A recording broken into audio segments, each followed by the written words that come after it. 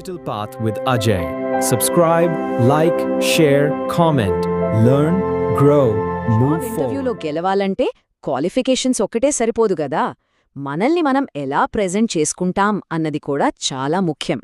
So ఈరోజు మనం మన ప్రిపరేషన్ని కాన్ఫిడెన్స్గా ఎలా మార్చుకోవాలో వివరంగా చూద్దాం.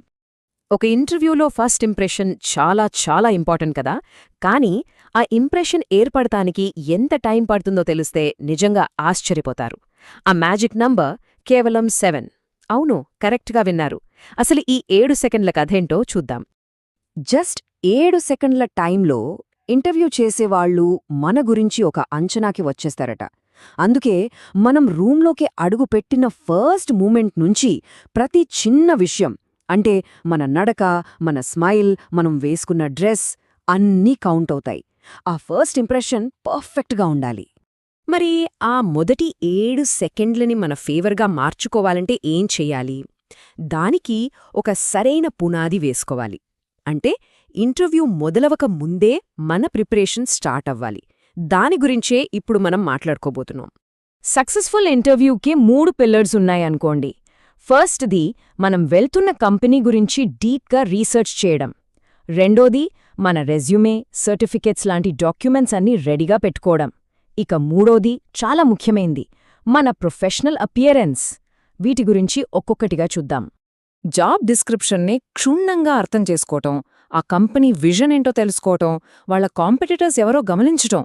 ఇవన్నీ ఎందుకంటే మనం కేవలం ఏదో జాబ్ కోసం రాలేదని, ఆ కంపెనీ గ్రోత్లో ఒక పార్ట్ అవ్వాలనుకుంటున్నామని వాళ్ళకి అర్థమవుతుంది.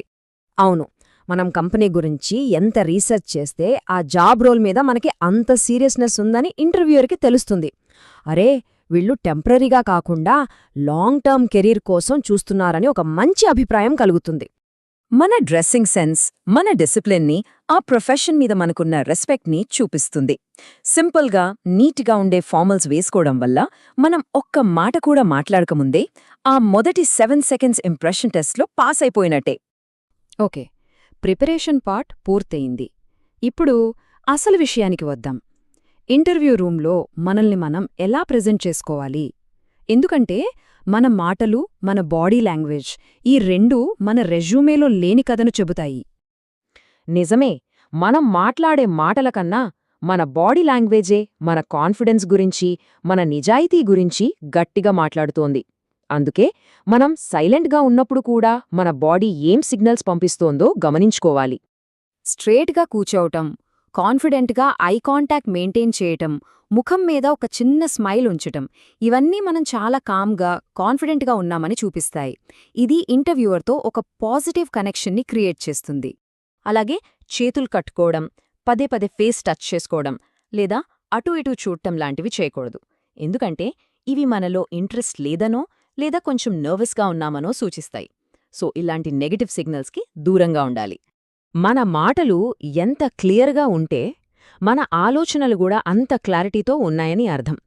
ఇది కేవలం కమ్యూనికేషన్ స్కిల్ మాత్రమే కాదు, మన థింకింగ్ ప్రాసెస్కి ఒక రిఫ్లెక్షన్ లాంటిది. స్లోగా, క్లియర్గా మాట్లాడాలి. ఆన్సర్ చెప్పే ముందు ఒక సెకండ్ గ్యాప్ తీసుకోవడానికి అస్సలు మొహమాటపడొద్దు. అనవసరమైన పదాలు, స్లాంగ్ వాడకుండా చూసుకోవాలి. గుర్తుంచుకోండి, మనమెంత ఫ్లూయెంట్గా మాట్లాడుతున్నామన్న దానికంటే చెప్పే విషయంపై మనకెంత నమ్మకముందన్నదే ముఖ్యం.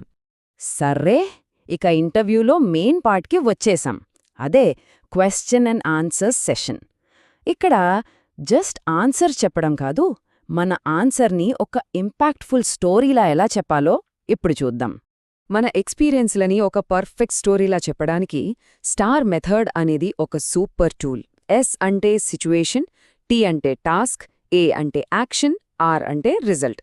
ఈ ఫ్రేమ్వర్క్ మన ఆన్సర్స్కి ఒక క్లియర్ స్ట్రక్చర్ ఇస్తుంది. ఎందుకంటే ఇంటర్వ్యూవర్స్కి ఈ థియరీలు కాదు, ప్రూఫ్స్ కావాలి. అంటే నేను మంచి టీమ్ ప్లేయర్ని అని చెప్పే బదులు స్టార్ మెథడ్ వాడి ఒక టీంతో కలిసి ఒక ప్రాజెక్ట్ని ఎలా సక్సెస్ చేశారో చెప్తే అది చాలా ఇంపాక్ట్ఫుల్గా ఉంటుంది. Tell me about your self. వినడానికి చాలా సింపుల్గా అనిపించినా ఇది చాలా కీలకమైన ప్రశ్న. దీనికి మనమిచ్చే సమాధానమే మొత్తం ఇంటర్వ్యూకి టోన్ సెట్ చేస్తుంది. మరి దీనికి క్లియర్గా, షార్ప్గా ఎలా ఆన్సర్ చేయాలో చూద్దాం. ముందుగా ఎడ్యుకేషన్, తరువాత స్కిల్స్ అండ్ ఎక్స్పీరియన్స్, ఫైనల్గా ఈ జాబ్ మన కెరియర్ గోల్కి ఎలా హెల్ప్ అవుతుందో చెప్పాలి. ఫ్యామిలీ డీటెయిల్స్, అనవసరమైన పర్సనల్ స్టోరీలు వద్దు. అప్పుడే మన ఆన్సర్ ప్రొఫెషనల్గా, పాయింట్ టు పాయింట్ ఉంటుంది. స్ట్రెంగ్త్స్ గురించి చెప్పేటప్పుడు జాబ్కి రిలేటెడ్గా ఉన్నవి చెప్పి దానికొక చిన్న ఎగ్జాంపుల్ ఇవ్వాలి. ఇక వీక్నెస్ గురించి అడిగినప్పుడు నిజాయితీగా ఉంటూనే దాన్ని ఓవర్కమ్ చేయడానికి ఏం చేస్తున్నారో చెప్పాలి. ఇది మన సెల్ఫ్ అవేర్నెస్ని, నేర్చుకోవాలనే మన ఇంట్రెస్ట్ని చూపిస్తుంది. ఇక ఇంటర్వ్యూ చివరికి వస్తున్నాం. ఈ ఫైనల్ మూమెంట్స్ కూడా చాలా కీలకం. ఇక్కడే మనం మన ఇంట్రెస్ట్ని, ప్రొఫెషనలిజంని ఇంకోసారి బలంగా చూపించొచ్చు. సో ఎండింగ్ కూడా పర్ఫెక్ట్గా ఉండాలి. ఇంటర్వ్యూని పాజిటివ్గా ముగించడానికి ఈ 3 స్టెప్స్ ఫాలో అవ్వాలి. ఫస్ట్, వాళ్ళ టైంకి థ్యాంక్స్ చెప్పాలి. సెకండ్, ఆ రోల్ మీద మనకున్న ఇంట్రెస్ట్ని క్లియర్గా ఎక్స్ప్రెస్ చేయాలి. థర్డ్, నెక్స్ట్ స్టెప్స్ ఏంటని అడగాలి. ఇది మన ఉత్సాహాన్ని చూపిస్తుంది. చివరగా ఈ 5 గోల్డెన్ రూల్స్ గుర్తుపెట్టుకుందాం.